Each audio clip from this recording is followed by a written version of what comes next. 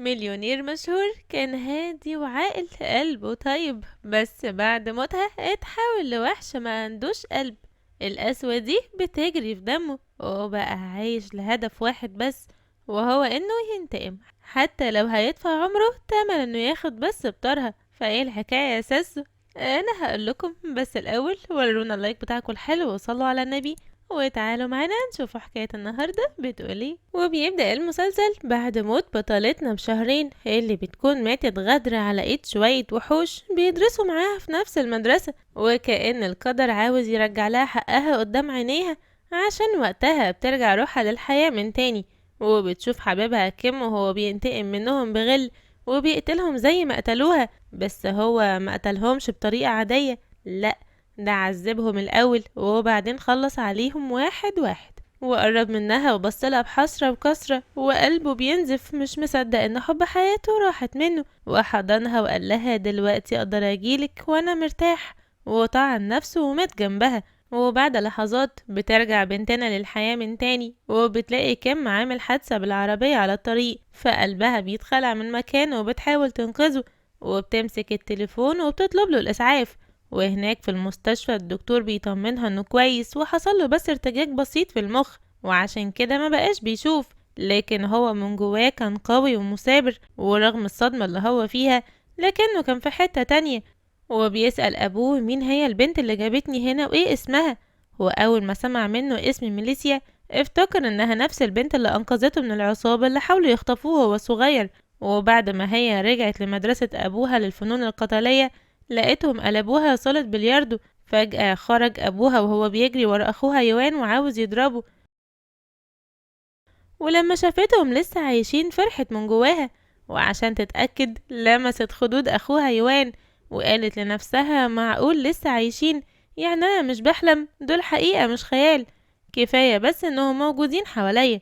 وفي مكان تاني بنشوف بطلنا وهو بيقدم في نفس المدرسة الثانوية اللي بتدرس فيها ميليسيا، واللي كانت في الوقت ده داخلة المدرسة مع أخوها، وأول لما بتشوف حبيبها بتفكر تساعده علشان تكسب قلبه ويحبها تاني زي ما حبها في الحياة السابقة.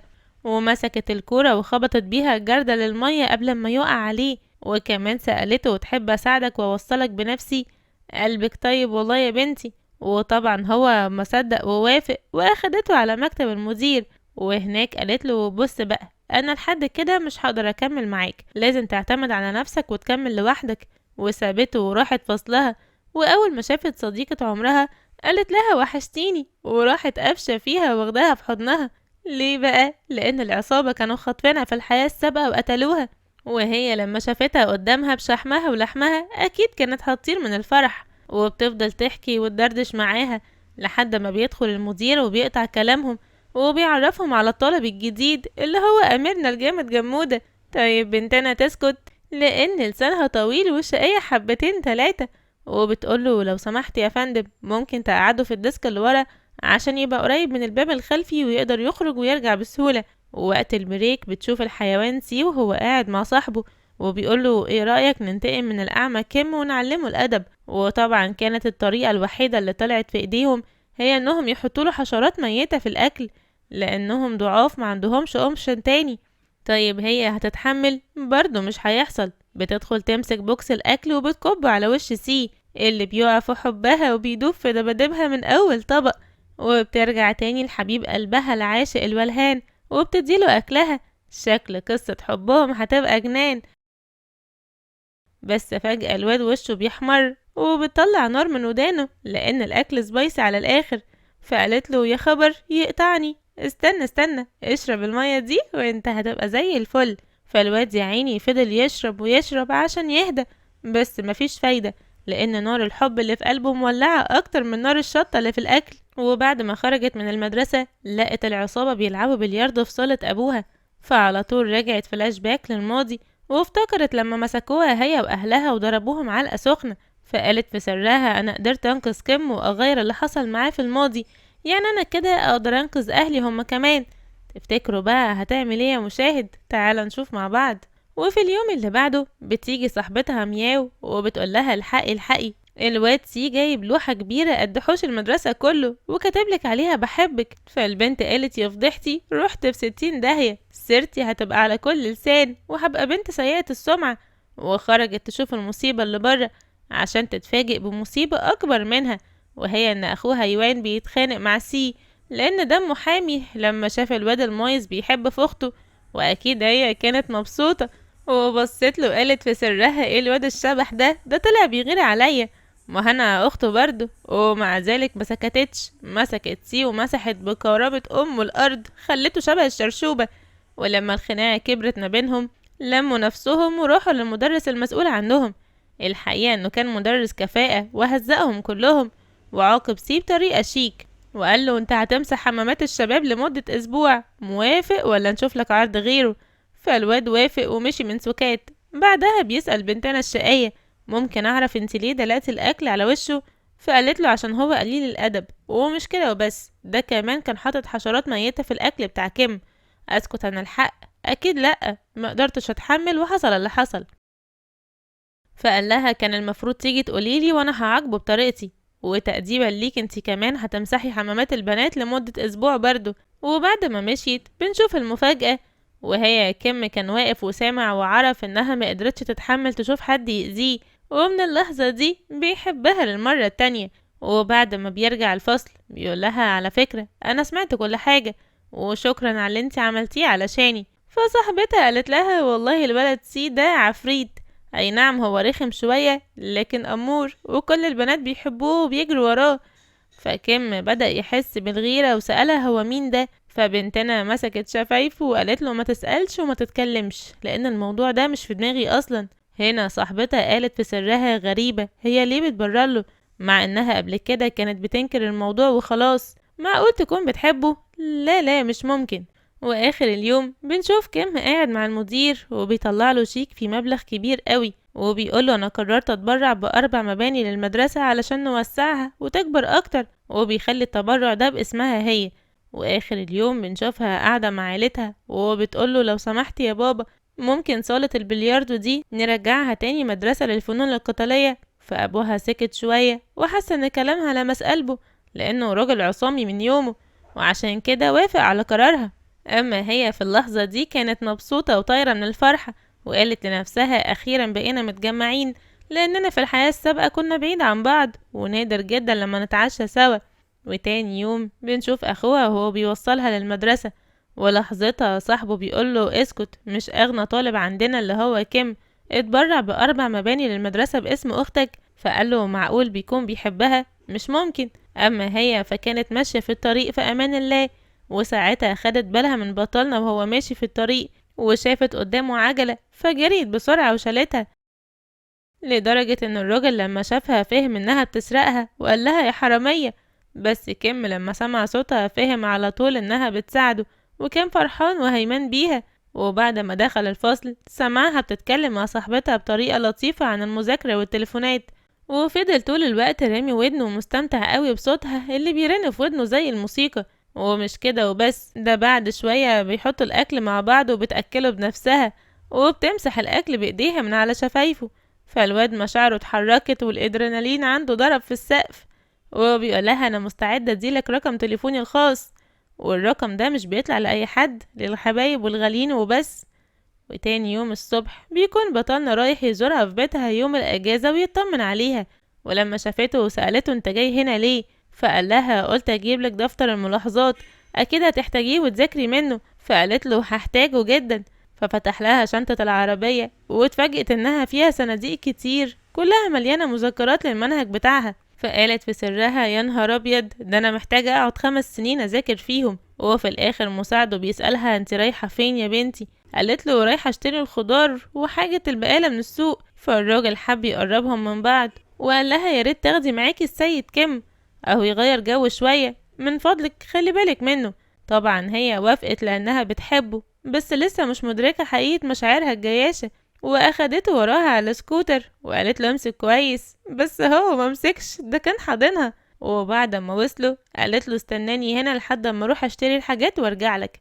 ولما بصيت له حست انه زعل فرجعت في كلامها واخدته معاها وربطت ايديهم في ايد بعض ايه رأيك كده علشان ما نتوهش؟ وطول الوقت كان المساعد والسواق مراقبينهم من بعيد وبيشوفوها وهي بتلمس شعره، فبيقولوا يا نهار اسود، ده السيد كان بيكره الحركة دي جدا، كده اكيد هيتخانق معاها والليلة كلها هتبوظ. وهم بيشتروا اللحمة من المحل، البياعة بتحرج كم طيوب وبتقوله في حد يمشي مع حبيبته ويسيبها هي اللي تدفع؟ لا لا، شكلك بخيل.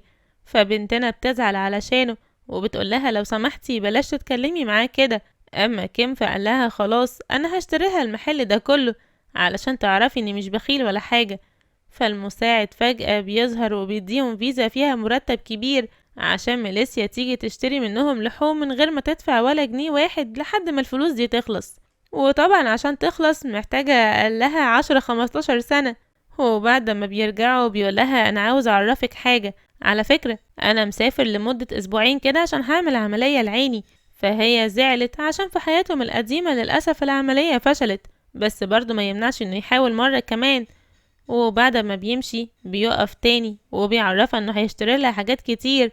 وبنرجع تاني لعيلة الملاعين اللي بقالنا كتير قوي ما شفناهمش، وبنسمعهم وهما بيرسموا وبيخططوا ازاي ياخدوا صالة البلياردو من الراجل الغلبان المسكين ابو ميليسيا، اللي كانت في الوقت ده بتقول لابوها انها باعت كل المعدات اللي في صالة البلياردو وقدرت تجمع مبلغ كبير قوي. وساعتها بيلاقوا العصابة بتاعت سي واخوه جي داخلين عليهم وبيبقوا عاوزين يضربوهم وياخدوا الصالة منهم عافية او ذوق، لكن على مين؟ دول الناس الطيبين.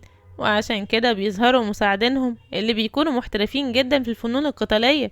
وبنشوفها سعيدة ومبسوطة، وده لأنها كانت عارفة من البداية إن العصابة هتهجم عليهم زي ما حصل في الماضي، وعشان كده كانت عاملة احتياطاتها كويس قوي. ومسكوهم مش بس عجنوهم، دول ربوهم من أول وجديد. أما سي فأخوه بيتصل عليه وبيقوله الحق يا فندي، العيال جوه ماتوا وانت قاعد مرتاح في العربية. فالواد نزل يجري وفي النهاية اتضرب زيهم، يلا أحسن. وفي نص الليل بتحلم العصفورة بكابوس مخيف وبتشوف مجرمين عاوزين يخدروها ويخطفوها. ومرة واحدة صحيت قاعدة ومن غير تفكير مسكت التليفون واتصلت على ابننا وبتقوله انت كويس، انا بس حبيت اطمن عليك، وقفلت على طول. فهو قال غريبة وواضح من صوتها انها خايفة، معقولة قلقانة عليا ولا حلمت بحاجة؟ قلبك دليلك يا قمر. بس الجميل هنا اننا بناخد بالنا من حاجة مختلفة، وهي انه ماسك ورقة وقلم وقاعد بيرسم. وده معناه ايه؟ برافو عليك يا مشاهد، معناه ان العملية نجحت، بقى بيشوف اخيرا. وعشان كده بيبدأ هو كمان يخاف عليها وبيطلب من المساعد يروح دلوقتي يحجز له تذكرة الطيارة لانه هيرجع حالا. وبنرجع تاني للأستاذ جي وهو بيعرف من أتباعه إن الشرطة قبضت على أخوه سي بتهمة السرقة. ومش كده وبس، دول كمان قبضوا على مراته وهي بتدير البار بتاعهم، لأن المكان ده يعتبر بيساعد على نشر الفسق والفجور بين الناس. وفي الآخر دخلوا في دماغه إن أكيد كيم هو السبب، فالراجل بيظهر الحقد في عينيه وبيقرر ينتقم منه. ولما بيطلع الصبح بيرجع ابننا للمدرسة وبيمثل انه لسه اعمى عشان حبيبته ميليسيا تفضل جنبه وما تبعدش عنه. اي نعم، هي حست ان في حاجة غريبة في عيونه بس ما اهتمتش، ومسكت ايديه وخدته لحد الفصل وقعدته في الديسك. فعلى طول مياو كانت هتسألها، لكن قبل ما تتكلم كانت هي مسكت بقها وكتبت لها في ورقة وقالت لها اسكتي هتفضحينا وهيسمعك. فسمعت كلامها وكتبت لها هي كمان هو انتي بتحبيه، عشان واضح جدا ان هو كمان بيحبك. طبعا هو كان شايف الكلام اللي رايح جاي في الورق وبيضحك من فرحته، بس بطلتنا اتكسفت ترد على سؤالها واخدتها وجريت على الحمام. وردت عليها هناك انا فعلا بحبه بس مش قوي، ده غير انه يعني لسه اعمى. فهو كان واقف بره وسمعهم وقلبه يا عيني وجعه، وقال يعني هي مش بتحبني كل ده علشان شفقة منها عليا بس مش اكتر، لكن برضو انا موافق اعيش عمر كله اعمى عشان بس ابقى جنبك. ما يعرفش انها اصلا ما تقصدش، لاننا بنسمعها بعدين بتقول في سرها انا بحبه زي ما هو بس خايفة ان هو اللي ما يحبنيش. ومرة واحدة بيخبط عليهم وبيديها علبة وبيقولها دي هدية مني ليكي. اما هي فمن فرحتها اول ما بترجع البيت بتفتح العلبة وبتتفاجئ انها سلسلة غالية جدا فيها حجر الماظ. فبتقول لا، هو اكيد اشتراها لي بالغلط وانا لازم اروح ارجعها له تاني. ولما بتوصل هناك بتلاقي المساعد بيستقبلها وبيدخلها وهو فرحان وشكله كده هيوافق راسين في الحلال. اما بطلتنا فكانت مبهورة وبتقول ياه ايه القصر الكبير ده، ما شاء الله قد العاصمة، الواحد ممكن يتوه فيه لو بس اتمشى شوية. لحظتها بتسمع بطلنا بينادي على مساعده، فبيفتح الباب علشان تشوفه هو محتاج ايه، لكنها بتتفاجئ ان ده يبقى الحمام. ورغم انها قفلت الباب وخرجت، لكنها رجعت في كلامها ودخلت تساعده. اما هو اول ما شافها كان مصدوم، لكنه مثل على طول انه اعمى ومش شايفها، وفضل يكلمها على انها المساعد بتاعه. وبعد ما ساعدته يلبس القميص، طلب منها تساعده يلبس البنطلون، فالبت اتكسفت وجريت على بره. وبعد ثواني خرج من جوه وهو بينادي على مساعده، فقالت له انا شفته خارج دلوقتي من عندك وهو بيجري على الجنينة. وما يعرفوش ان المساعد في اللحظة دي كان مراقبهم من خلال كاميرات المراقبة، وحب يفاجئهم وطفى النور وشغل لهم اضواء الرومانسية. اي نعم، ميليسيا في الاول كانت متوترة، لكن بعدين سكتته وحطت ايديها على بقه وقالت له في اللحظة دي لازم تتمنى أمنية، واقترحت عليه انهم يكونوا اصدقاء ويقربوا من بعض اكتر. وسألته ولا انت شايفني مش صاحبتك؟ عموما خلاص انا زعلانة منك. رد عليها بلاش تناديني بألقاب تاني، فقالت له امال اناديك بايه، حبيبي ولا جوزي مثلا؟ وبعد لحظات ضحكت وقالت له خلاص ما تزعلش، انا بهزر معاك، ما تعرفش ان كلامها ده لمس نخاشيش قلبه من جوه. وخدته من ايديه وخرجوا يشموا هوا في الجنينة. في اللحظة دي كان ابوها واخوها جم يدوروا عليها، والحقيقة ان ابوها كان جاي في عينيه نار وشرار عاوز يقتله، لكن لما لقى بطلنا بيتعامل معاهم بطريقة كويسة هدي شوية، وقال لبنته بعصبية تسمحي تتفضلي معانا على البيت، فهي مشيت من سكات. لكن تاني يوم بتقوله تصدق انك نجم المحظوظ، لاني لما اتقابلت معاك امبارح نجحت ب450 نقطة في الامتحان. وكمان بتعرفه ان بكرة هيكون افتتاح صالة الفنون القتالية بتاعت ابوها، وبتعزم الفصل كله. والبنت كانت متوقعة ان اصحابها كلهم هيحضروا الحفلة، بس للأسف لما جه تاني يوم مفيش اي حد منهم حضر غير بطلنا الأمور. ويدوب سلم عليها وكان عاوز يمشي، لانه شايف ان حالته ما ينفعش تحضر الافتتاح. فميليسيا قالت له انت رايح على فين؟ تعالى لي هنا، لازم تحضر معانا الحفلة. فرد عليها هو انت بتتريقي عليا عشان انا اعمى؟ هعمل ايه في حفلة زي دي؟ قالت له هتتعلم الفنون القتالية علشان تقدر تحمي نفسك.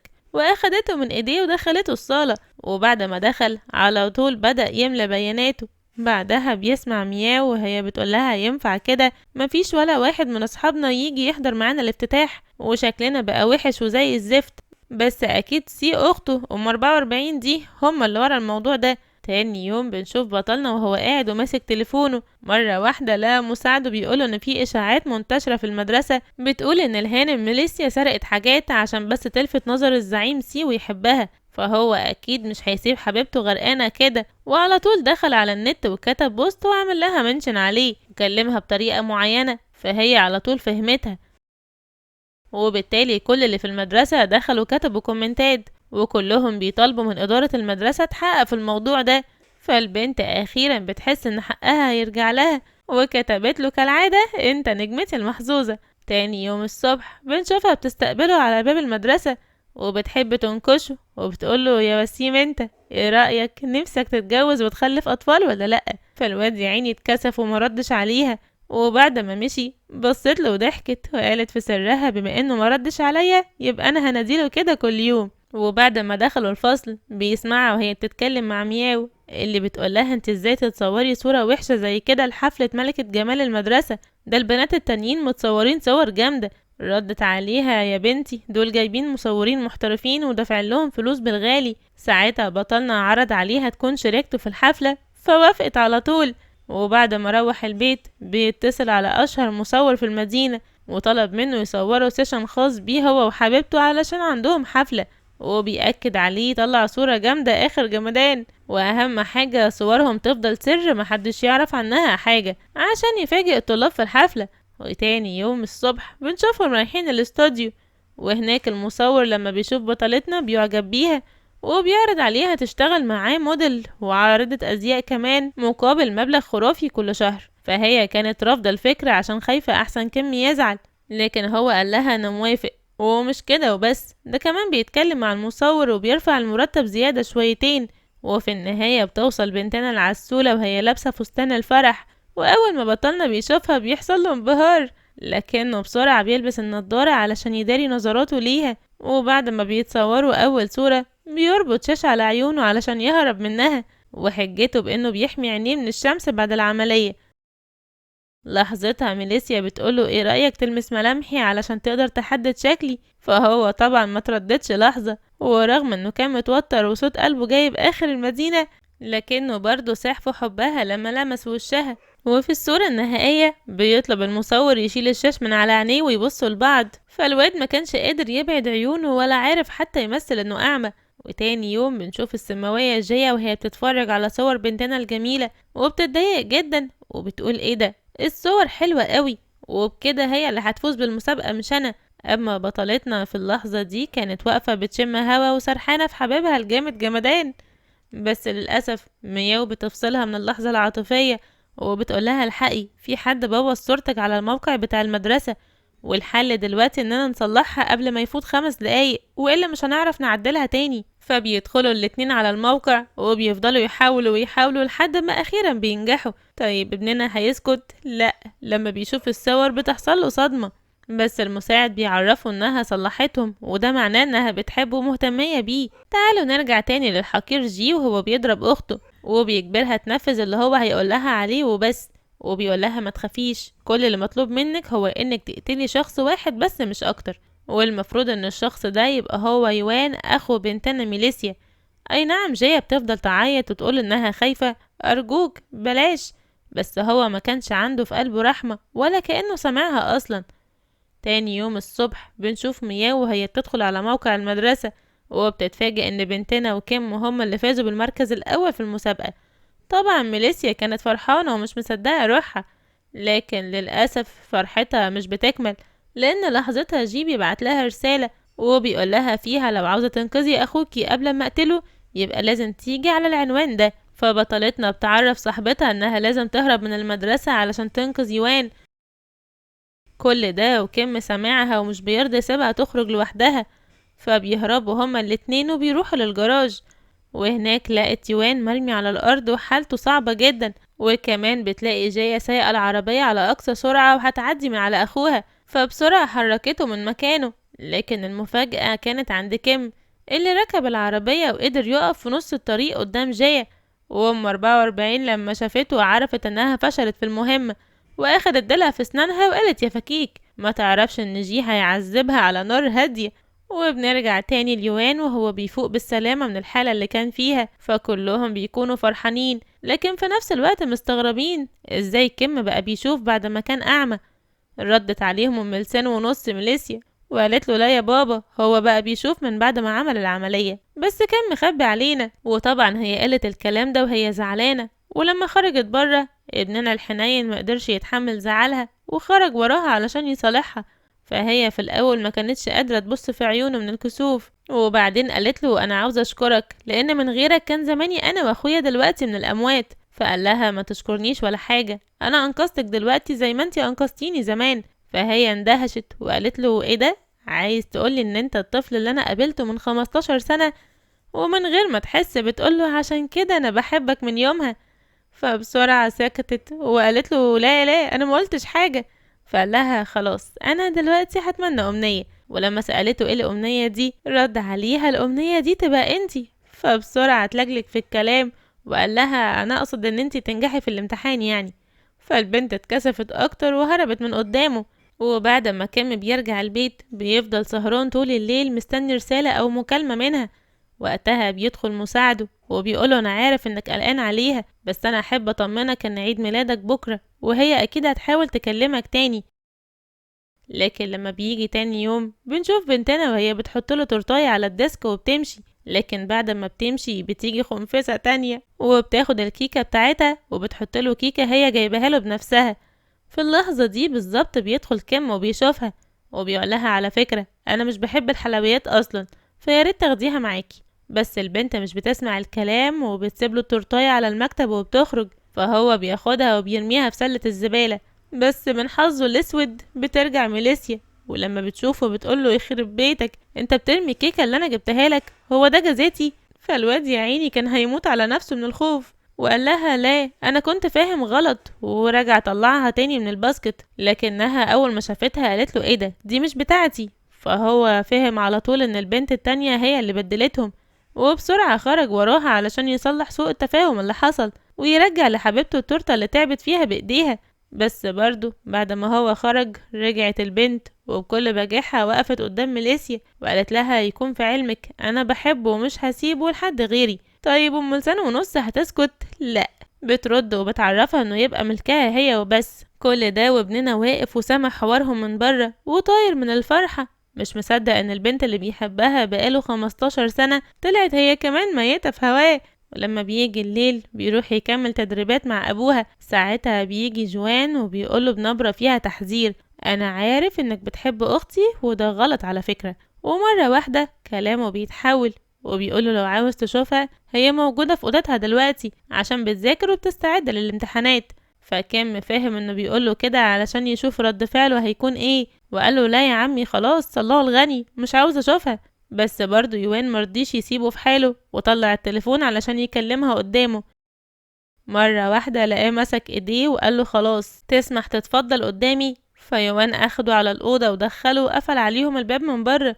لكن المصيبة ان ابوه جه فجأة علشان يطمن على اخته. فيوان قاله مفيش داعي تتعب نفسك، هي دلوقتي بتذاكر فياريت تسيبها تركز، واخده ومشي. فالاب سمع الكلام ومشي مع ابنه. اما كيم فبيلاقي حبيبته رايحة في سابع نومة من كتر التعب. وقتها هي بتفتح عينيها ولما بتشوفه بتقول هو ايه اللي جابه هنا؟ طب لما امثل تاني واعمل نفسي نايمة عشان اشوف هو هيعمل ايه. فهو يا عيني حضنها عشان يغيظها. وفجأة بتسمع صوت ابوها وهو بيفتح الباب، فبتفتح عيونها وبيبصوا لبعض. لكن الغريب لما ابوها بيدخل مش بيشوفه، وده بسبب انه مستخبي لجوه شوية. وبعد ما باباها بيطمن انها نايمة بيخرج وبيقفل الباب وراه. فميليسيا ما بتصدق وبتقول له اهرب بسرعة عشان لو رجع وشافك هنا هيقتلك. فالواد هرب من الأوضة ونزل تحت عشان يتصدم تاني ويلاقي أبوها واقف مستنيه. ومرة واحدة بيقوله استنى عندك، رايح على فين يا حقير؟ كنت في أوضة بنتي مش كده؟ ده أنا هقتلك. وبيهجم عليه علشان يضربه. بس قبل ما يقرب منه بتنزل بطلتنا هي وأخوها وبيقدروا يلحقوهم قبل ما الفاس تقع في الراس. وبيقدروا يقنعوه انه كان جاي ياخد مذكرة من الميليسيا مش اكتر. لكن كيم كان بريء زيادة عن اللزوم واعترف انه فعلا كان في اوضة بنته. بس قبل ما يعك الدنيا اكتر قدروا الولاد يبعدوهم عن بعض وخلصت الليلة على كده. وتاني يوم الصبح بتظهر نتيجة الامتحانات وبيفرحوا انهم اخيرا نجحوا. وبيتفقوا انهم لازم يتقابلوا في الاجازة. وفعلا بعد حوالي اسبوعين بنلاقي كيم جاي في اول طيارة وبيديلها هدية. اما هي فبتديله ورقة اليانصيب ولسه هتمشي لقيته شدها واخدها في حضنه وما كانش عاوزها تبعد عنه ابدا. في اللحظة الرومانسية دي بيتفاجئوا بألعاب نارية في الجو وكانوا الاتنين في غاية السعادة. وبعد ما بطلتنا بتودعه وبترجع اوضتها بتفتح الظرف وبتتفاجئ فيه بمبلغ كبير وكمان عقد ملكية البيت على البحر. ومرة واحدة بتلاقيه واقف قدامها وبيقول لها نسيت اديلك حاجة مهمة، وبيبص على خدها. فجأة بيختفي وبيطلع انه مجرد خيال من تفكيرها مش اكتر.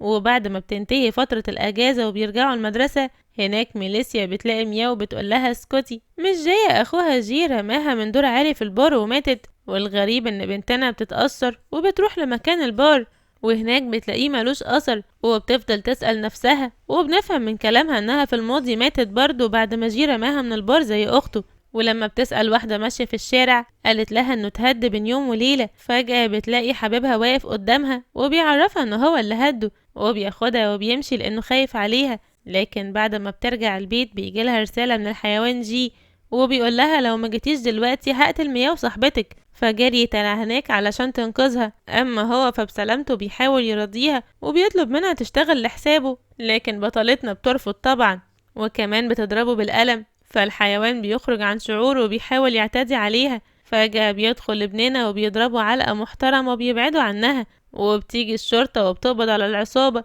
واخيرا بنخلص منهم للأبد. وفي اليوم اللي بعده وهي في المدرسة بيجيلها كيم وبيعترف لها انه بيحبها وعاوز يتجوزها.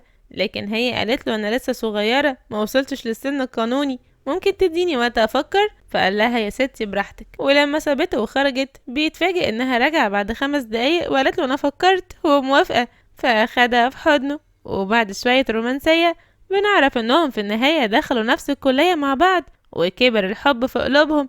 وبعد ما اتخرجوا اتجوزوا وخلفوا كمان، وكانت ميليسيا حريصة دايما انها ما تكررش غلطاتها في الماضي. وبس كده، توتة توتة خلصت الحدوتة. يا رب تكون عجبتكم، بس ما تنسوناش باللايك بتاعكم الحلو وتصلوا على النبي وتشتركوا في القناة وتفعلوا زر الجرس علشان يوصلكم كل جديد. كمان تشتركوا في قنواتنا التانية، هتلاقوا الروابط بتاعتها موجودة في صندوق الوصف. واشوفكم في ملخص جديد ان شاء الله. سلام.